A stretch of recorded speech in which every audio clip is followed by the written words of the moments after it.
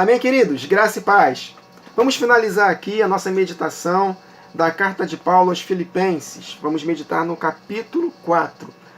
Se você não pôde assistir os anteriores, por favor, eu recomendo. O primeiro capítulo, bastante irmãos assistiram. No segundo caiu e no terceiro caiu ainda mais. Mas isso é natural da nossa carne, queridos. Nós temos a tendência de começar algo e não concluir. Mas que possamos aprender a disciplinar, a nossa vida. Nós precisamos ser disciplinados e prosseguir. Se o primeiro capítulo abençoou a sua vida, eu creio que abençoou, continua, tem o segundo capítulo, tem o terceiro, e vamos meditar aqui no quarto capítulo. Amém, queridos? Pode ser falta de tempo, tudo bem, até entendo, eu também, o meu tempo é muito curto, mas eu creio que se nós fizermos um esforço, Deus vai nos dar estratégias, sabedoria para podermos administrar melhor o nosso tempo. Tá bom, queridos? Nós possamos tratar a palavra de Deus como algo assim que não dá para negociar. Por quê, queridos? Isso aqui são palavras de vida eterna. A palavra de Deus vai repercutir por toda a eternidade. Então todos os nossos afazeres neste mundo aqui transitório vai acabar, queridos. Nossa vida é como uma neblina, vem e vai embora rápido. Em comparação com a eternidade não é nada. Então nós devemos valorizar a palavra de Deus, porque eu vou ressaltar, são palavras de vida eterna. Amém, queridos? Espírito e vida. Amém?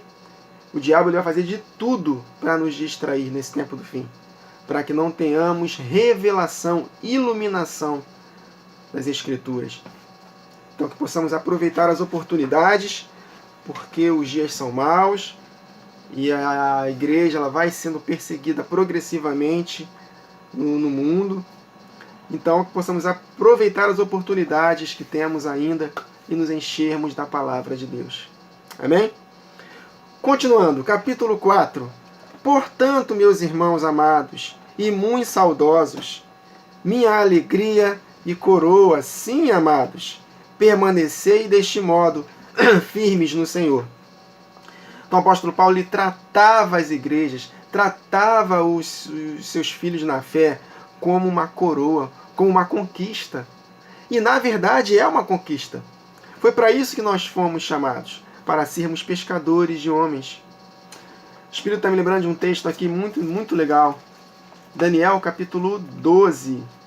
Olha a promessa de Deus para aqueles que valorizam pessoas, que lutam por pessoas, que têm paixão por pessoas, que trabalham em função de pessoas. Daniel 12:4. Não, 12:4 não, 12:3. Os que forem sábios, que é o nosso caso, pois resplandecerão como o fulgor do firmamento. Olha aí. E os que a muitos conduzirem à justiça, como as estrelas, sempre e eternamente. Então, que possamos amar pessoas, conduzir muitos à justiça, para que possamos brilhar como estrelas. Essa é a nossa coroa. Olha só como o apóstolo Paulo falava, muito amados, saudosos, porque ele estava preso, quando estava escrevendo essa carta, estava na expectativa de vê-los novamente, de ter comunhão com os irmãos. Minha alegria e coroa, olha aí, recompensa. Sim, amados.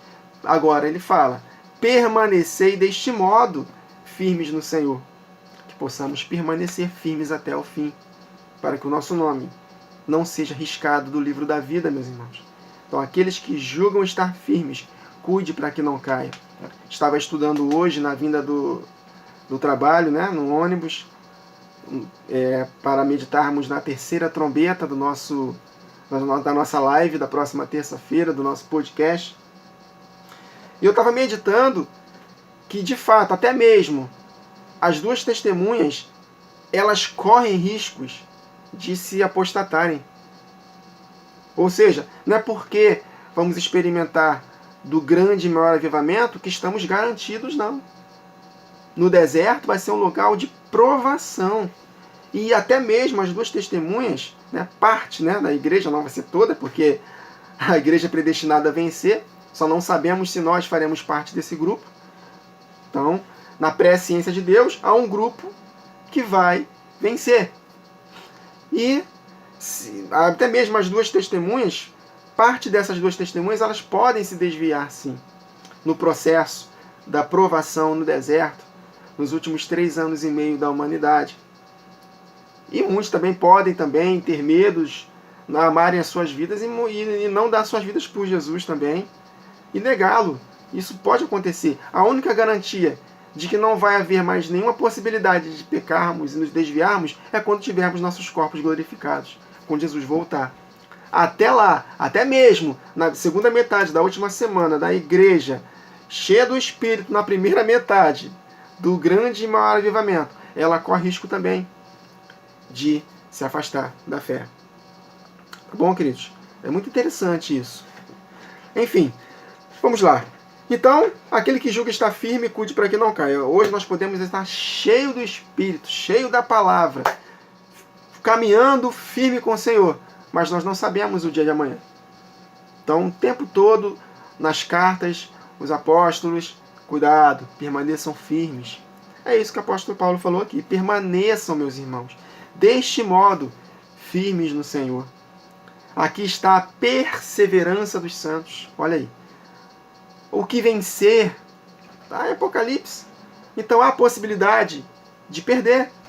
Ao vencedor darei isso, ao vencedor será recompensado. Mas isto quer dizer também que pode haver perdedor. Aqui está a perseverança dos santos, mas também pode haver, eu creio que vai haver também, os que não vão perseverar. Amém? Então, fecha parênteses. Verso 2. Rogo, eu imploro a Evódia e rogo a Sintique que pensem concordemente no Senhor.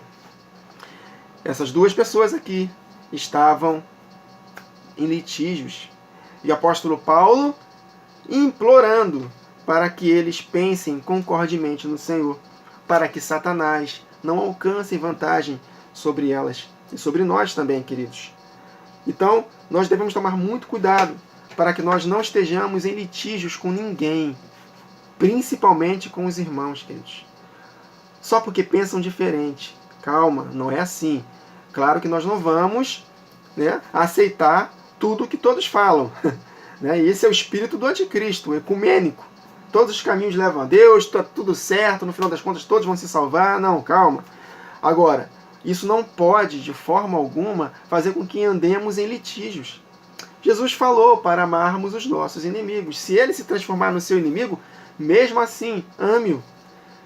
Fala a verdade. Se for inspirado pelo Espírito, até decreta um juízo. Como aconteceu, por exemplo, com Ananias e Safira. Pedro decretou um juízo. Mas não é porque houve um juízo que Deus não ama. Consegue compreender, queridos? Então, o nosso papel é fazer de tudo, se depender de nós, termos paz com todos os homens. Amém? Para que Satanás não alcance vantagem sobre nós. A ti, fiel companheiro de jugo, também peço que as auxilies. Ou seja, elas estão dando problema, vai lá auxiliar. Pois juntas, essas duas irmãs, se esforçaram comigo no Evangelho. Olha aí, as duas se esforçaram com Paulo no Evangelho, mas num determinado momento ficaram em atrito. Isso também, queridos, é comum, tá? Eu lembro de Paulo com Pedro em Gálatas 2. Paulo resistiu Pedro na face. Paulo e Barnabé se dividiram, foram um para um lado, outro por outro. Então, esse ferro afiando ferro faz parte do processo. Mas o importante de tudo é que o amor deve predominar. O perdão mútuo deve acontecer. Ainda que não caminhem juntos, mas o amor, o perdão deve estar em alto. Amém, queridos? Conseguem compreender o equilíbrio da palavra? Então, a ti, fiel companheiro de jugo, também peço que as auxilies, pois juntas se esforçaram comigo no Evangelho, também como Clemente e com os demais cooperadores meus, cujos nomes se encontram no livro da vida. Olha só que interessante. Meus irmãos, vamos lá. Livro da vida. O nosso nome, queridos, não é escrito no livro da vida quando nós nascemos de novo. A palavra nos diz que ele é escrito desde a fundação do mundo. Jesus nos conheceu antes mesmo de sermos concebidos no ventre da nossa mãe. Jesus é nosso Deus, Pai e Filho. Eles são prescientes, eles sabem de tudo. Por isso que são Deus, né? Elohim. Não é errado falar são Deus, porque Deus é Elohim, Pai e Filho. É plural. Então, Deus não vai escrever o nome de um ser humano no livro da vida só depois que ele nasce de novo. É antes dele ser concebido. Porque Deus não cria um ser humano para condenação. Os calvinistas discordam. Para eles, Deus só escreve o nome do livro da vida àqueles que são eleitos, que Deus escolheu por sua única vontade, vontade unilateral, independente das obras dos homens. Então ele escolheu um grupo e outro grupo ele escolheu para perdição. Ele cria um ser humano simplesmente para condená-lo. Ele não pode fazer nada. Olha que Deus terrível, né? O Deus do calvinista. Mas não, ele ama o ser humano. Então ele não cria um ser humano para perdição. Ele ama. Então ele escreve o seu nome desde a fundação do mundo. Esse texto eu encontro em Apocalipse 17, 8. Vamos ler? Apocalipse 17, verso 8. A besta que viste era e não é, está para emergir do abismo e caminha para a destruição. E aqueles que habitam sobre a terra, cujos nomes não foram escritos no livro da vida desde a fundação do mundo, se admirarão, vendo a besta que era, não é, mas aparecerá. Ou seja, os marcados pela besta, que vão adorar a besta, os seus nomes foram riscados do livro da vida, desde a fundação do mundo. Nós podemos compreender quando nós lemos Êxodo, capítulo 32, quando Moisés estava intercedendo pelo povo. Olha só como Deus falou para Moisés. Êxodo 32, verso 33. Então disse o Senhor a Moisés: Moisés, eu riscarei do meu livro todo aquele que pecar contra mim.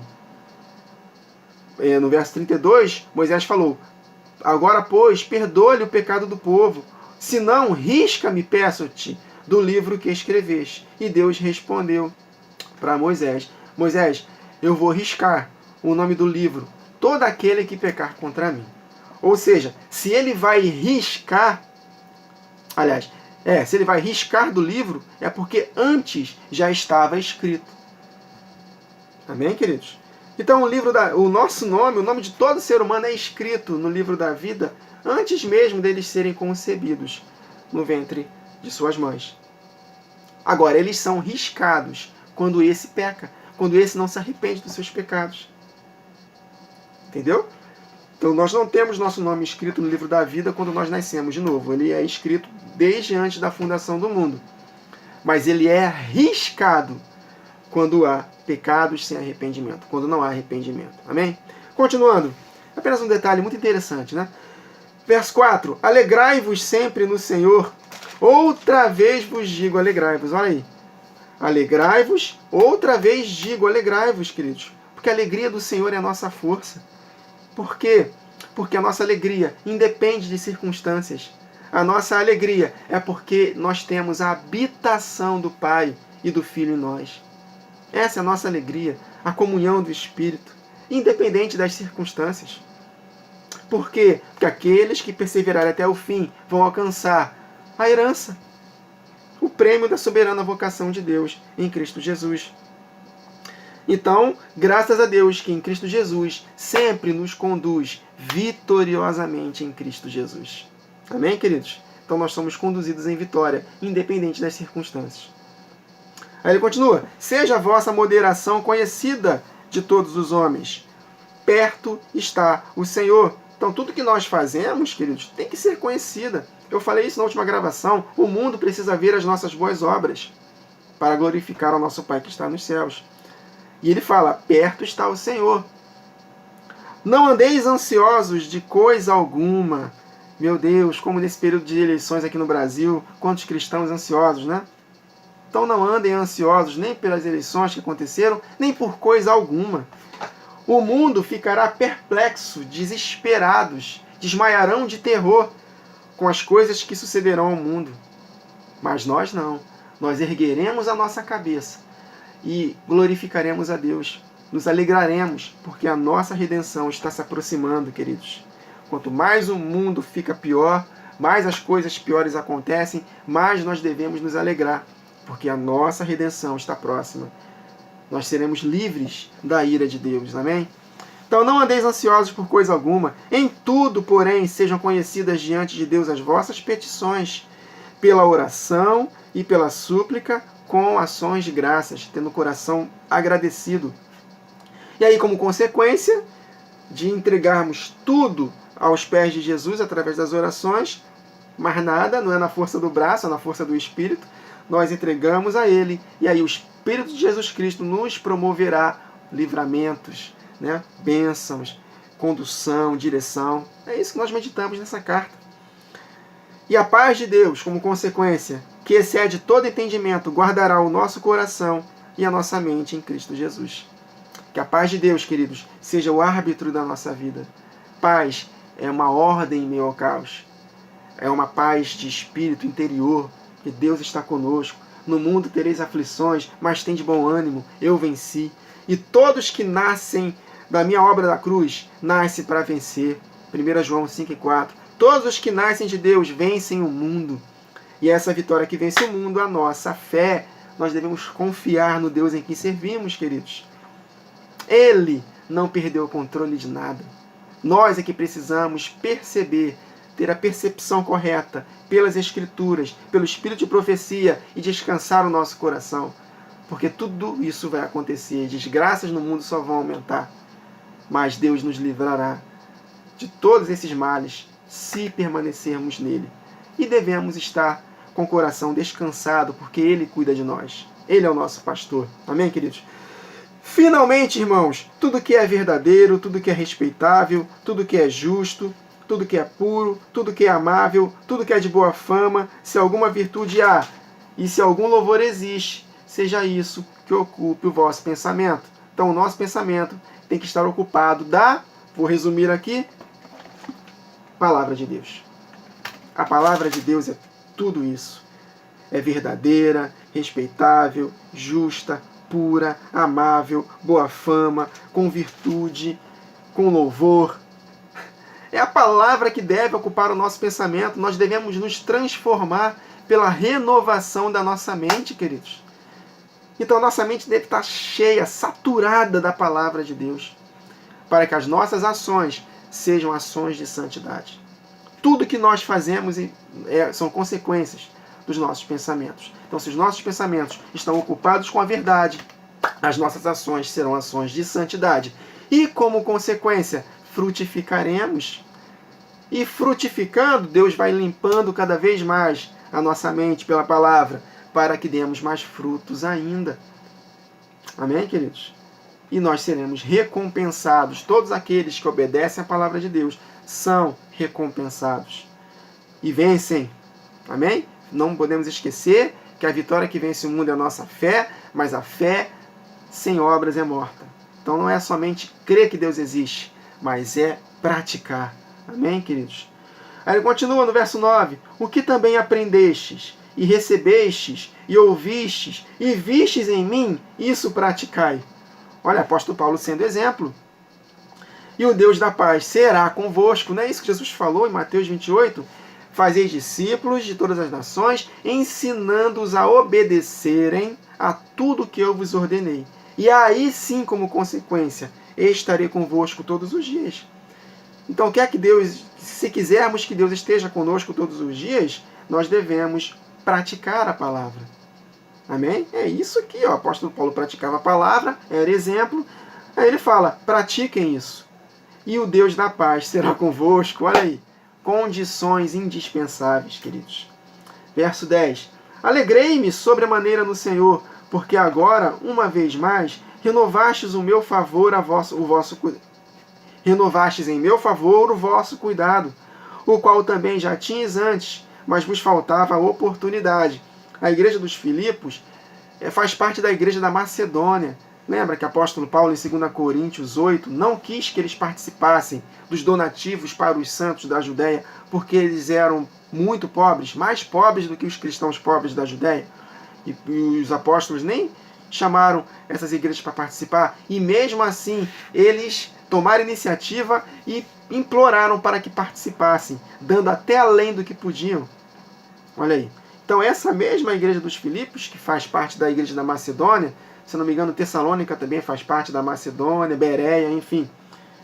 Então eles tinham um coração doador, um coração próprio, mesmo tendo pouca posse. Isto nos ensina, meus irmãos, que mesmo que estejamos passando por um momento de pouca grana, dificuldade, nós não devemos deixar de doar. Olha aí. Nós devemos ter um coração sempre próprio, doador. As oportunidades vão aparecer, queridos. Então que possamos ser doadores, mesmo tendo pouco. Não é o valor em si. Lembra da viúva pobre? Fala a Deus. Então ele continua. Digo isto não por causa da pobreza, porque eu aprendi a viver contente em toda e qualquer situação. O apóstolo Paulo ele aprendeu, olha aí. Ele não sabia viver contente em toda e qualquer situação. Ele foi aprendendo. Tanto que ele pediu para Deus tirar dele o espinho na carne. E ele foi aprendendo a viver contente em toda e qualquer situação. Aí ele continua. Tanto sei estar humilhado, como também honrado. De tudo e em todas as circunstâncias já tenho experiência, tanto de fartura como de fome, assim de abundância como de escassez. Olha o equilíbrio de Paulo. Ou seja, por isso que ele fala, né, em Tessalonicenses, em tudo dai graças. Tendo muito ou tendo pouco, sendo humilhado, sendo honrado. Olha aí. Então, por isso que eu falo, meus irmãos, eu falo de acordo com as Escrituras, nós devemos viver contentes. Por quê? Porque a paz de Deus está em nós. Então, independente da situação que estamos passando lá de fora, Deus está conosco. Então, alegrai-vos no Senhor. Outra vez vos digo, alegrai-vos. Porque a paz de Deus que está em nós independe de circunstâncias. A nossa verdadeira alegria é o Espírito Santo conosco, aleluia. A comunhão do Espírito, Pai e Filho. Aí ele continua. Tudo posso naquele que me fortalece. Ou seja, o Senhor me fortalece, então eu posso suportar tudo isso. É isso que ele quis dizer. Eu tudo posso naquele que me fortalece. Porque o poder dele se aperfeiçoa na minha fraqueza.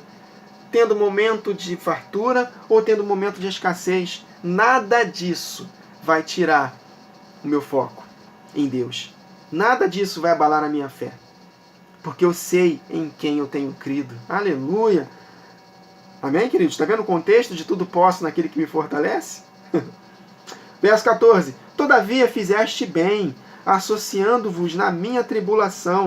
Ou seja, eles ajudaram financeiramente o apóstolo Paulo. Ele vai explicar aqui. E sabeis também vós, ó Filipenses, que no início do Evangelho, quando parti da Macedônia, nenhuma igreja se associou comigo no tocante a dar e receber, senão unicamente vós outros. Olha aí, no início do Evangelho, eles chegaram juntos com o apóstolo Paulo.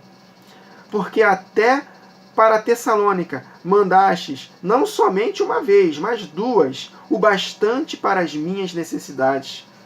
Igreja pobre, que ajudou Paulo, mesmo tendo pouco dinheiro, queridos. Todo mundo lá ajudando, um pouquinho de cada, foi suficiente para suprir as necessidades do apóstolo Paulo. Olha só, queridos. Não que eu procure o donativo, ou seja, eu não procuro vocês por donativos. Eu procuro vocês porque eu os amo. Mas o que eu procuro de vocês, o que me interessa de fato, é o fruto que aumente o vosso crédito. Porque eles estão ajuntando tesouros no céu, para que no dia da volta de Jesus eles recebam a sua herança, queridos, a sua recompensa. Isto não quer dizer que eles não são supridos nesta vida. Tudo que nós semeamos, nós vamos colher. Amém, queridos? Então, se nós doamos de coração, com coração próprio, Deus vai suprir as nossas necessidades em vida também. Mas o crédito final, o que realmente importa, é da eternidade. Tudo está sendo contado para a eternidade. Lembra Jesus falando em Lucas 16, se não me engano, acho que é Lucas 16. Granjeai amigos com o dinheiro deste mundo iníquo, para que estes vos recebam nos tabernáculos eternos. Então, quando nós abençoamos a vida de alguém financeiramente, nós estamos também semeando para colher na eternidade. Olha aí. Continuando, verso 18. Recebi tudo que tenho, recebi tudo e tenho abundância. Estou suprido, desde que Epafrodito me passou às mãos o que me veio da vossa parte, como aroma suave, como sacrifício aceitável e aprazível a Deus. Aí ele fala no verso 19, e como consequência, e o meu Deus, segundo a sua riqueza em glória, há de suprir em Cristo Jesus cada uma das vossas necessidades. Por quê? Porque eram cristãos, uma igreja necessitada financeiramente. Eram pobres, muito pobres. Mas, por causa dessa atitude de doação, semearam, eles vão recolher também. Estou lembrando da viúva, de Serepta. O profeta falou, o profeta Elias, antes de fazer o bolo para você, esse azeite aí, essa farinha e esse azeite que você tem para você comer com seu filho morrer, era uma época de fome, então faça o seguinte, dá para mim primeiro, olha aí, dá para mim primeiro, e aí você vai ver só o milagre que vai acontecer na sua vida. Meus irmãos, se a viúva não desse aquele bolo primeiramente para o profeta, ela morreria de fome. Mas o que ela fez? Ela semeou na vida do profeta. E como consequência, a farinha e o azeite não acabou. Enquanto não durou o período da fome, elas foram sustentadas.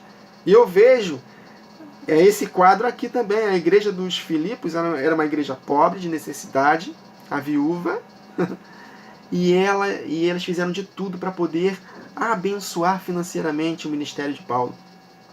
E como consequência, o Deus há de suprir em Cristo Jesus, supriu em Cristo Jesus todas as suas necessidades. Não faltou farinha nem azeite na botija dela. Oh, meu Deus do céu, que princípio, queridos. Que princípio. Eu estou lembrando de um texto aqui de Provérbios, capítulo 11. Eu acho que é 11. Acho que é verso 24. Isso, olha aí. Provérbios 11, 24. A quem dá liberalmente, ainda se lhe acrescenta mais e mais. Olha aí as conexões, né? Ao que retém mais do que é justo, ser-lhe-á em pura perda. Olha aí, verso 25 de Provérbios 11. A alma generosa prosperará, e quem dá a beber será descedentado. Ah, meus irmãos, que princípio! E aí, meus irmãos, vamos ser mesquinhos? É claro, nós sabemos que o dízimo não é dinheiro na Bíblia, mas uma coisa é você saber que o dízimo não é dinheiro. Legal, isso é bíblico e é correto. Outra coisa é você virar mesquinho e não dar mais nada. Antes, eu achava que dízimo era dinheiro. Então eu dava 10% da minha renda. Abençoava o ministério, ou dava uma parte para alguém, outra parte para o ministério, enfim. Mas depois que eu descobri que o dízimo não é dinheiro, então não dou nada, ou não dou quase nada. Tem muitos irmãos aí ensinando essa verdade dos dízimos, mas com o coração avarento. Induzindo vocês, a nós, a não darmos mais nada, ou pouquíssima coisa para o ministério ou para alguém. Está retendo mais do que é justo. Dízimo nunca foi dinheiro na Bíblia e nunca será. Na Nova Aliança, então, dízimo somos nós. Plantação de Deus, frutos, as primícias de Deus, os dízimos de Deus somos nós, a igreja. Mas, e as ofertas? O princípio das ofertas, das doações continuam. E cadê as doações liberais? Se antes você dava 10%, e agora dá menos de 10%, porque descobriu que o dízimo não é dinheiro, então isto diz para nós que nós dávamos por avareza. Dávamos com medo de não ser abençoado, Dávamos com a intenção de termos mais, como barganha. Mas depois que a gente descobre que dízimo não é dinheiro e a gente doa menos, tem alguma coisa errada. Você pode continuar, eu posso continuar dando 10%. Não tem nenhum problema dar 10%, contanto que seja algo espontâneo e liberal. E ciente de que dízimo não é dinheiro. Mas se você dá 10% de todo o coração, Deus abençoa. E se você dá menos, de acordo com a sua necessidade, não sei. Deus também abençoa. Mas se você dava, eu também, serve para mim também, rigorosamente, todo mês, 10%, a gente descobre que dízimo não é dinheiro e para de dar e dá menos, aí tem alguma coisa errada, queridos. Tá bom? Conseguiram compreender o entendimento? Então é isso. Então doar de coração. Quando nós semeamos de coração, queridos, Deus suprirá cada uma das nossas necessidades. Mas se retermos mais do que é justo, ser-lhe-á em pura perda. Amém? Continuando. Ora, o nosso Deus e Pai, a nosso Deus e Pai, seja a glória pelos séculos dos séculos. Amém. Saudai cada um dos santos em Cristo Jesus. Os irmãos que se acham comigo vos saúdam.